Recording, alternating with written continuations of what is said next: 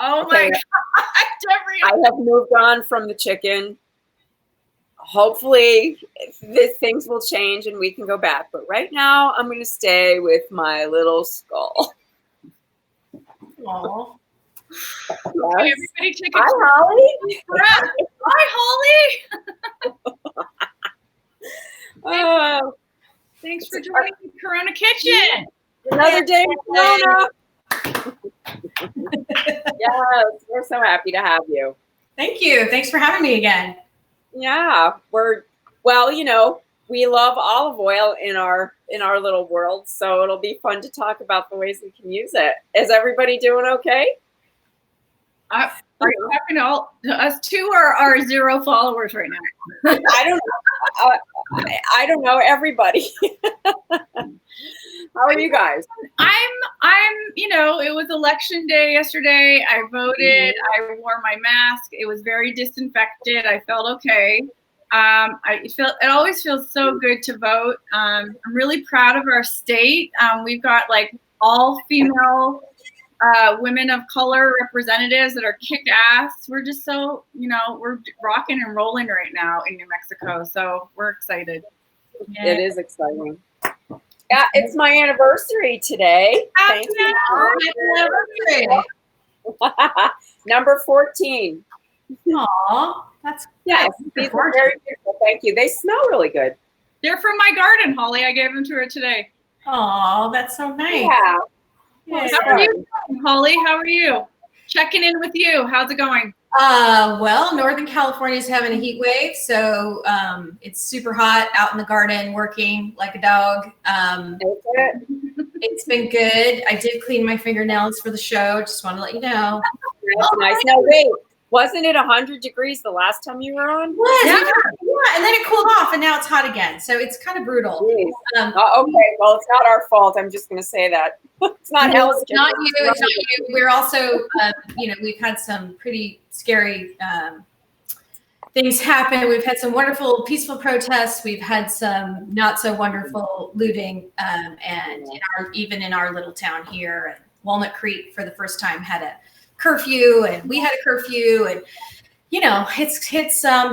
it's been an interesting time. But I think, as we've talked about, we're all trying to grow as a country and as people and evolve and listen. So that's what I've been doing. So. Yeah, sometimes there's growing pains. We're still having them. When you think about it, as the countries are across the world, our country is still very young. Yes. So we tend to forget that, but compared to a lot of other places in the world, we're still a very young country.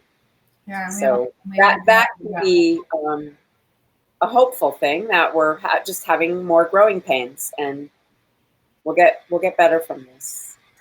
We will. We will. Lisa had mentioned on the post TED Talk by a young Nigerian author, and she's amazing. And we'll put the link up, and so people can watch it. It's very uplifting. It's her personal story of her experience as a Nigerian woman, and just about thinking beyond stereotypes of people. And I personally found it really uplifting. So. Yep. Yeah, this is the name. That's the name of the TED Talk. It's probably the easiest part of all of it that people can remember if they just Google that TED Talk. It's extraordinary. She's wonderful. I think it's very apropos right now and helpful because people just need to listen and learn. Yeah. And she's an amazing voice to hear. Yeah, she was, and talking about her own growth too. It was really a beautiful story. So Holly. Thank you. You're welcome. You're welcome. Okay, so what are you doing today? We are going to talk olive oil. One of my most favorite things in the kitchen. I think when I look around my kitchen, of all the things that I use, olive oil is one of those things that I use almost in everything. Even my eggs in the morning, kids' pancakes. I mean, we're really olive oil people. My butter's in the freezer, so. So it is one of those products similar to wine where as a consumer, we are asked to digest a lot of information and possess a lot of knowledge about places all over the world and all these names and descriptors. And it's really confusing for a consumer. I personally find that it doesn't make a whole lot of sense if you're standing there reading all the labels. So I liken it to wine in that way, that there is a, you know, a genus like wine, and then you have the varietals, right? So olive oil comes obviously from olive trees. Olive trees can come in all types of shapes and varieties. And they're mostly grown in Mediterranean type climates. California is very similar to the Adriatic and the Mediterranean where they're from. So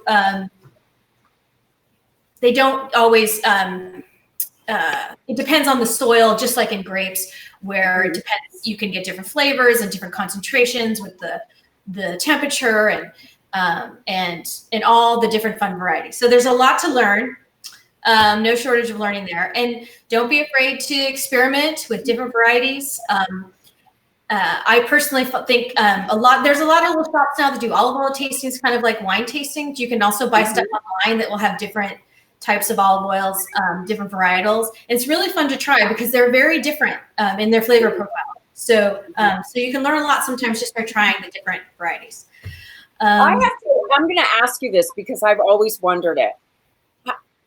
Do you know who figured out that you can't just pick an olive off a tree? Because I have to tell you, I did that. I made that mistake. I did too. I was so excited the first time I was in LA and I was on a walk with my friends. I'm like, olives, oh my God. And I grabbed one, and before they could stop me, it was in my mouth.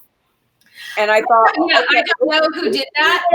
Yeah, I don't know who did that, but I believe it was the same person that decided to pull an artichoke off and steam that and try to eat that. I'm convinced those are the same person. Because I don't know who in their right mind would look at the artichoke plant and be like, gosh, that looks delicious. Nothing appetizing about it. No, I've had this theory that it was sort of like a natural disaster where all the olives fell into a bowl, like a bucket of salt water, and then people were hungry, and so they just ate them, and then they figured out what happened. Well, remember from our previous Corona Kitchen, when we talked about salt is a natural preservative, and that used to be the way for thousands of years that people preserve food. So it wouldn't be uncommon, olive is a fruit, actually, and so it wouldn't be uncommon for them to have put those olives to store them in some salt, type of container, probably clay, and probably after sitting there for a while, they probably started to cure. So again, I don't know, but that would be my guess. Yeah. So, and there you go. Well, one of the things that people really ask me about a lot with olive oil is what is the difference between extra virgin, virgin? Does it really matter? Cold pressed. So here's the deal with that. So olive oil, again, is a fruit. So this is something, anytime you're doing something like this, it's always best fresh.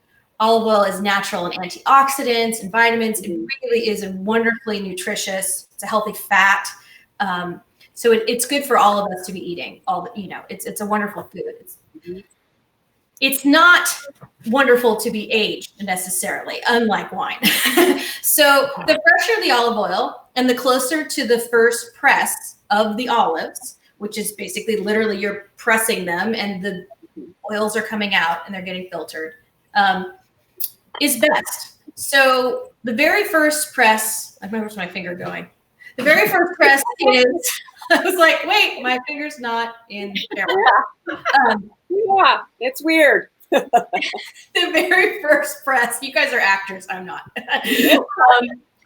So is olio nuovo, meaning new oil, right? So when olio nuovo first comes out, and sadly I don't have an example of it here, and I wouldn't because it's not October, but in October you can purchase olio nuovo from any reputable olive company. It's bright neon green. I'm not exaggerating. It looks like something you would stick in your car, right?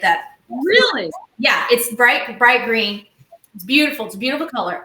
And it still has quite a lot of particulate matter in it of the olives. And it's extremely healthy for you. Now, it does have a little bit of a sort of grassy, earthy flavor that's a little stronger and sharper than the olive oil that we're used to trying. But, they do huge festivals in Italy over the Olio Nuovo. It's kind of a big deal. So that is the healthiest of all the olive oils that you have because it's so fresh and because it still has quite a bit of the particulate matter in it. If I took Olio Nuovo and I put it on my kitchen counter, and then 3 months later, all that sediment would go to the bottom, and I'd have this beautiful golden color that we all know as olive oil. Mm-hmm. So that's the deal with Olio Nuovo. So all olive oils start out that way, extra virgin. So extra virgin is in the second. So that extra virgin is that first press where the sediment has settled or been filtered out, most of that particulate matter. And that's where you get this sort of golden color instead of the neon green. So my recommendation is always buy extra virgin, just because it is the first press, it's the highest in nutritional value, and it's the freshest. Olive oil has a shelf life of about 2 years. You really want to try and consume it before that. The thing about oil is you got to smell it. Does it smell rancid? Does it smell like there's something wrong with it? Remember, this is a fruit. It should be kind of fresh. It should be kind of fruity. It shouldn't smell rancid at all. If it does, you really need to toss it. It doesn't smell rancid. Like, no, it shouldn't. And if it does, I have a 15-year-old smell his socks from his cleats, and that's what rancid is. It smells like that. No one wants to eat that. No. Nobody wants that. No. It's bad. You'll know. Trust me. It stinks. Yeah, it does. So, sorry, Jack. So that's the extra virgin, okay? The second is just when it says olive oil, okay? It doesn't say extra virgin. It'll just say olive oil. That's wait a minute. Yeah. Wait a minute. I've seen extra virgin and I've seen virgin. So they could call it virgin, but it really is the second press. You need the extra is the first one, okay? Most important. So extra. You want it, if it says somewhere first press, but really look for the extra virgin. That's really what you want. Okay. So if it says virgin or it just says olive oil, that's the second press. And the second press is, so they've pressed the olives and they've taken all the oil they can out of it. Then they run the press again, and this is the second press. So you're not getting as much of the health benefits from it because you're sort of getting the residuals, and you're getting less of the fruit because, of course, this is, think of anything else. Think if you did like an orange and you squeeze the orange, and then the second you're not going to get as much. Or like coffee the second time in the filter. This is so interesting because I never knew that, and I really thought it was about price point and like lesser olives or something like wine, but really you want the healthier one is the fresher. This is so fresh. Fresher. Yeah, fresher's best. And I think in the United States, we've been conditioned to try to make everything so shelf stable that in olive oil, it really, shelf stability should be like the last thing you're thinking about. You really want freshness. And the good news about in a state like ours in California is we have so many wonderful olive oil producers here of really high quality, great olive oil. So you can buy olive oil here in California and it's shipped all over the country. So there's a plug for California olive oil producers.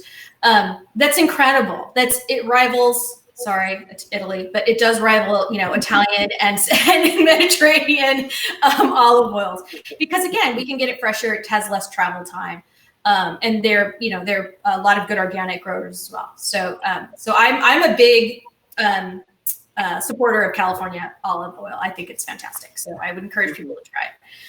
Okay, so you've got your first press, your second press. Then you come to your third and fourth press, and that's called pumice.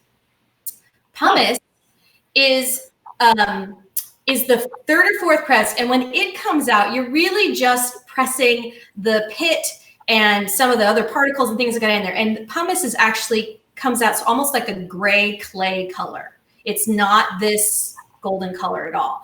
And why do we have that? So they use pumice a lot in, it's high in fat. And so they use it a lot in soap production and some other bath and body stuff. People also can use it in baking or frying or cooking. I've actually seen it at a restaurant supply place, and people use it as like a secondary fat to fry things in. Personally, I make bath and body products myself, and I do use olive oil, but I only use oleo nuovo and extra virgin because I want people to have the benefits of the healing properties of olive oil. If you're using the pumice, you really aren't, even though it's high in fat and it emulsifies better, so it makes better soaps and lotions, all those claims on the labels about the antioxidants and all this stuff, great stuff that are actual qualities of olive oil are not going to be in pumice. Wow. So we as consumers have to really look so closely at the labels when it comes to this, and they don't always have to say that it's the pumice or it's the fourth press or the third press on your products. But they will say sometimes that they used extra virgin olive oil. I actually put extra virgin olive oil on my products, and I have noticed a handful of other folks do that too. So it becomes a cost thing too for some people. You know, the pumice is super cheap, as you can imagine. Using extra virgin olive oil in your is far more expensive, but in the end, it's a far better product. It's actually depends on why you're using it, I guess, if you don't really care about the benefits of it.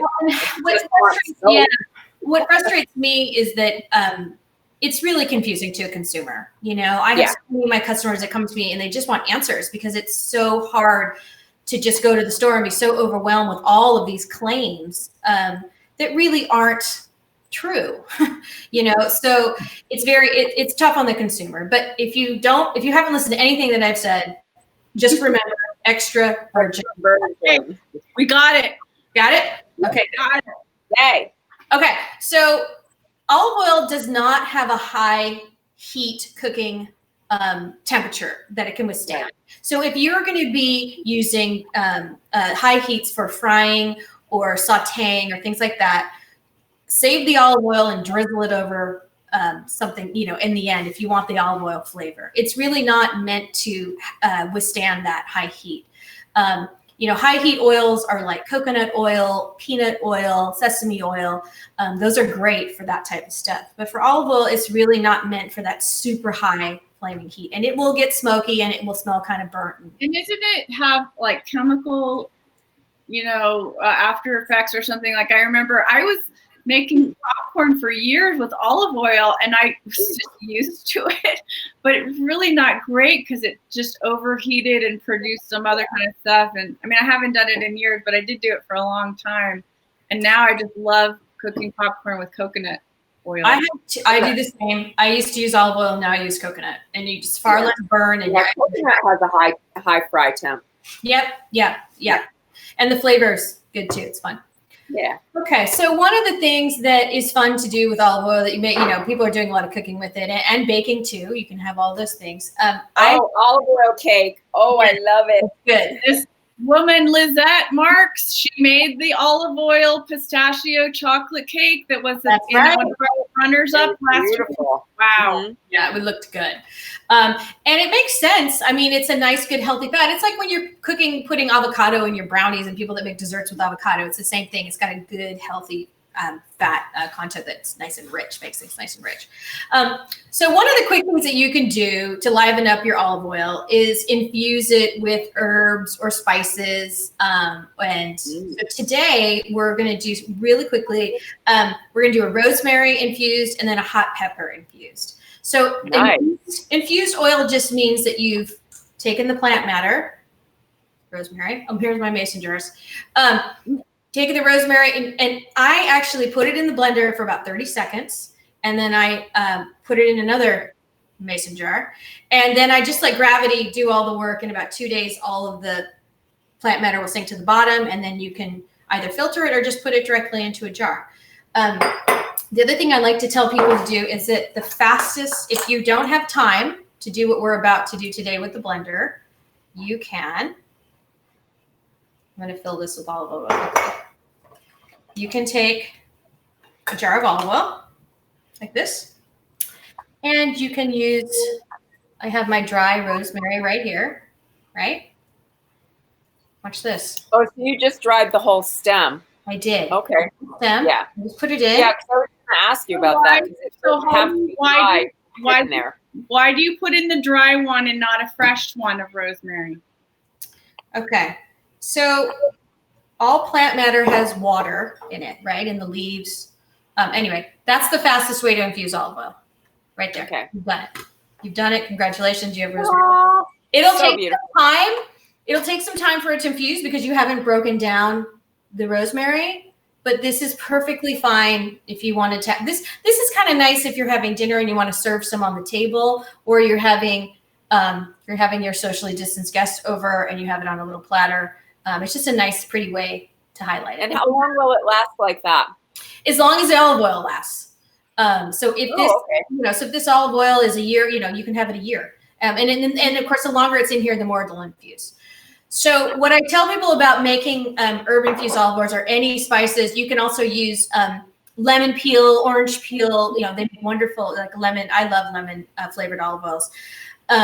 It's really, really important if you're going to use fresh that you know that it's really only good for about 24 hours because there is water in live plants and in the peel and all this stuff. Water and oil, guess what? Don't mix. And they create bacteria. You don't want bacteria. Botulism is really bad. Nobody wants it. And you gotta be careful about that. So just as a general rule, I always use dried herbs, but it's also because I'm selling them as a company. But just because they're dried herbs doesn't mean they have to be from the spice museum in your cupboard. You can actually go harvest some herbs in your garden or buy them at the store and then dehydrate them and make sure they're dry and then go ahead and use them. So I've just personally found that dried herbs are a great substitute unless you're ready to use them, within 24 hours. I was also saying to Lisa earlier, if you're doing like vinaigrettes and you're using olive oils, a lot of times I make them in little mason jars, surprise. And you can, just shake them up, your olive oil and your vinegar. You can either refrigerate those, and those are good for about a week. That's, put a little Dijon mustard, emulsify them. Okay. So those are good for about a week. So just safety note, it's really important if you're using fresh, consume all of it within 24 hours. If you don't, sadly, you should probably dispose of it. You just want to be safe. Yeah. So one of the things that is so fun about this is it's super easy. So everybody has a blender. This is just some dried rosemary. Why am I always using appliances that are really noisy? That's okay. We do too. So again, you can use, I generally use about a 1-to-4 ratio oil to herb for my olive oils. But if you like them stronger, add more. If that's too strong for you, add less. Again, it's really up to you. So we just basically put the rosemary at the bottom. Then I always add just enough to cover the dried herbs. Okay. There's a lid. All right. Oh, it smells so good. We're going to take it for a spin. I know.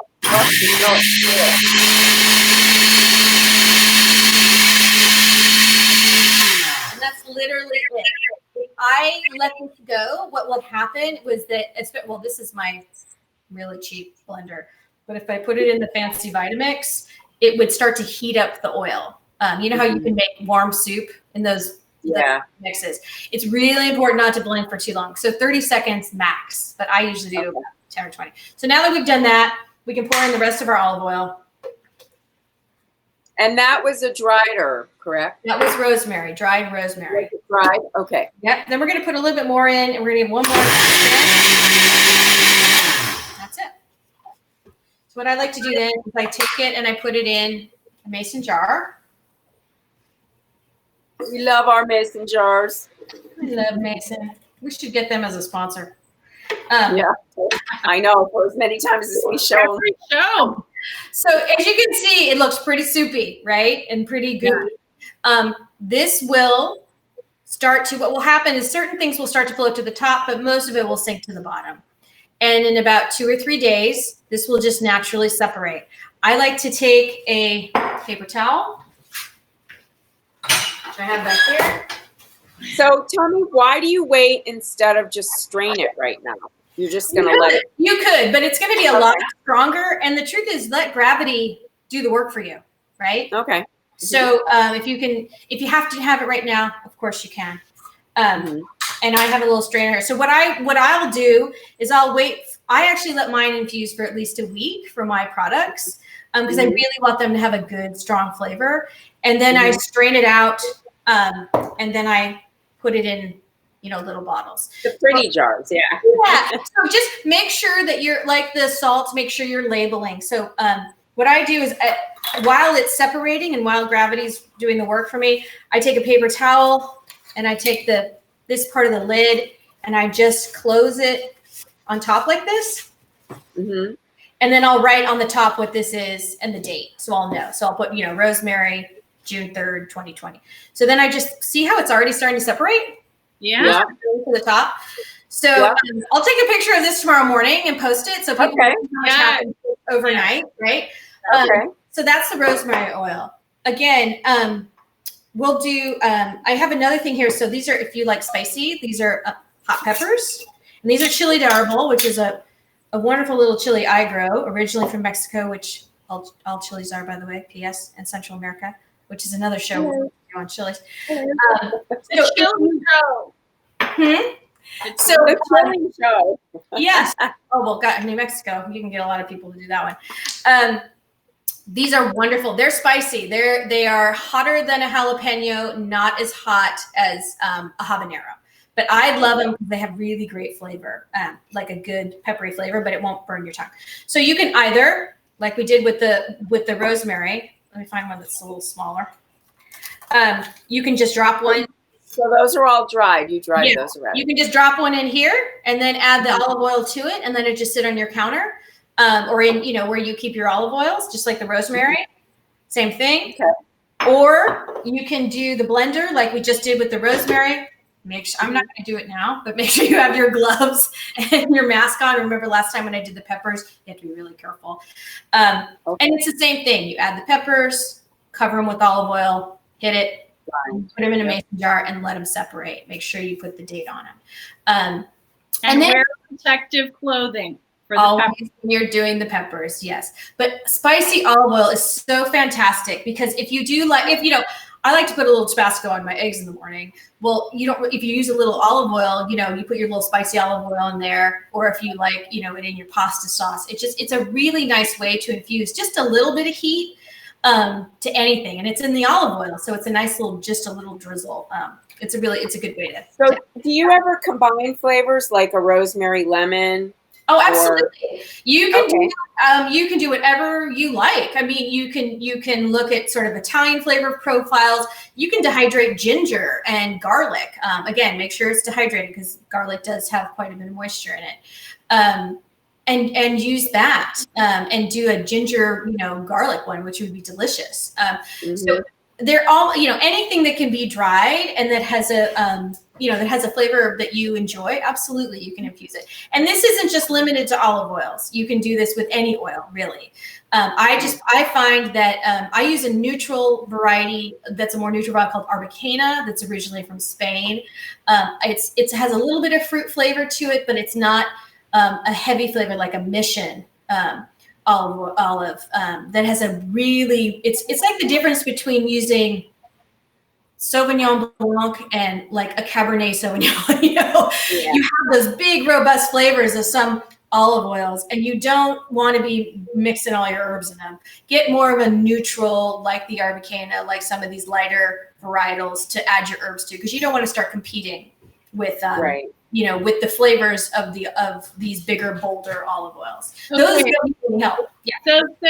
So say I'm trying to find some olive oil, like what you're saying, a neutral olive oil, and we don't really come from a place where they make olive oil.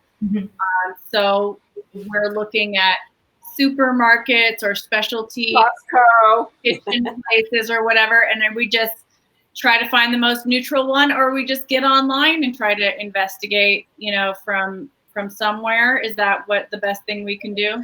A lot of olive oils are grown in parts of Southern Europe, Italy, and also North Africa, like Tunisia, specifically is a big olive oil producer, and parts of the Middle East. So one of the things that I've seen a lot on labels is it will actually list several different countries that it's from. It could be from Turkey, Tunisia, and Italy. So they have purchased on the open market, to get the price down. Because as you can imagine, it's very expensive. This olive oil is not for the faint of heart as a farmer. It's a lot of work.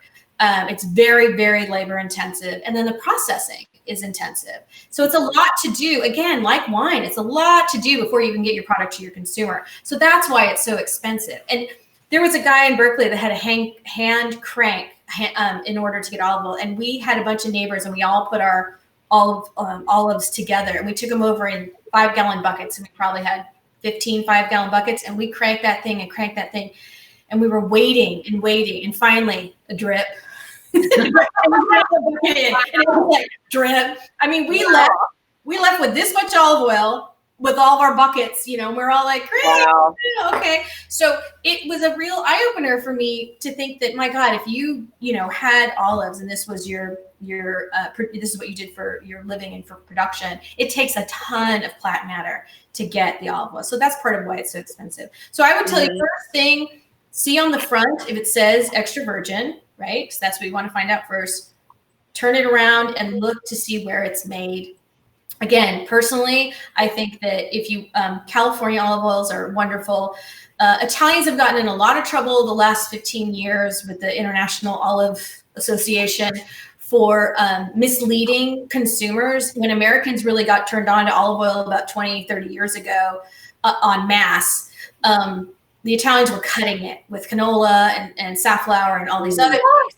Yeah, because they could sell it at the high price and make a lot of money. So there was a lot of fraudulent olive oils on the market for a long time. They've gotten better about that, but unfortunately, there's still some issues. So there is just a level of trust. Greece has olive oil, and again, some of the North African olive oils are amazing. So don't be afraid to experiment with different regions. But again, most important is that it's extra virgin. And then if they're not telling you the variety, which a lot of them don't, try not to get the ones that are the blend of 7 different countries, because you really want to learn, like wine, about a product. It's really good to understand the region that it specifically comes from. One region at a time. Yeah. Again, sometimes that can't be helped, and that's okay. It's not like there's any hard and fast rules here, but in general, I go extra virgin California. Those are my 2 I look for first. Okay. I have a funny olive oil story. That's all good Croatians do. It's Croatian. It's going to be Croatian. So my first trip to Croatia, and I was preteen, and I was with my our grandparents, and so one of the neighbors says, "Hey, you want to get some of that olive oil? We got special kind." And so my grandma was like, "Yeah, let's get it." And so my great aunt was like, Stretchko was like, "Okay, this is what we do. We're going to go in the middle of the night. We are going to take an old water jug. We're going to pretend that we're going over for a gift, you know what I mean, or whatever." But it was this whole ruse to fool people, because this guy didn't want to know that he was selling it like black market best olive oil. We had to go with cash. We met him in a basement. I could not believe it.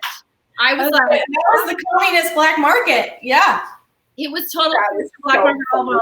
He had this special first extra virgin press, and he only had so much. It was the cost was super high. Of course, my grandparents were willing to pay whatever, and then we got it. And then the next day we had fish with it or some kind of amazing thing, and it was damn good. Yeah. It was worth it, but it was illicit. Oh, that's so funny. Well, what's happening? Well, kind of like salt, olive oil has been a currency too for many people, living in these cultures, because it is so prized. And again, it's something that does take a long time. It's a product that has to grow first, then it has to be processed, then it has to be bottled. I mean, there's a lot involved to get it to you. Cocaine, for example. But that's what I felt like I was doing with my grandparents. But Coke deal with her olive oil. Good stuff. You got the good stuff. Yeah. Well, I went today, speaking of salt, and Milton did his smoked salt, which I have to give you. Oh my God. It is phenomenal. Whiskey, bourbon salt or something? Or yeah, some kind of bourbon smoked salt. It is phenomenal. Barbecue. Okay. Yeah. So I shall be bringing you your share. My share. I got my cut. You got your cash ready? Yeah. Yeah. So I actually do smoked salt where I actually do a tray of salt and I use all the herbs that I've already stripped all the leaves off of, like especially the rosemary and the thyme, and you smoke the salt. It's delicious. So wow. This is the grain. Ooh, nice. It's really chunky, but whoa, what flavor. Hi, Milton. I was just showing off your salt. Hey, Milton. Thanks for watching. Yeah. So now it's all out there in the universe. Lisa will be getting her share. Yeah, I've decided I'm going to do like short ribs or something like that with it. I can't wait. Oh, it's spectacular. We just ate it. we just put it over our tongue. It's so good. Well, yeah. Hollie, was so great. Thank you, Hollie. Sure. I learned something every time you come. It's so awesome. Thank you. Yeah, that was fabulous. Thanks, guys. Well, I hope this inspires people to try to play a little bit more with their flavors and infusing their olive oils. It's a lot of fun and it's actually very cost effective too, because if you go out and buy these things, they're very expensive. So you can easily So, and if you don't want to make it, go to Hollie's home. You can buy it. Right. All right. So here, you wanted to mention the James Beard thing, I think, right? Yeah, they have a new.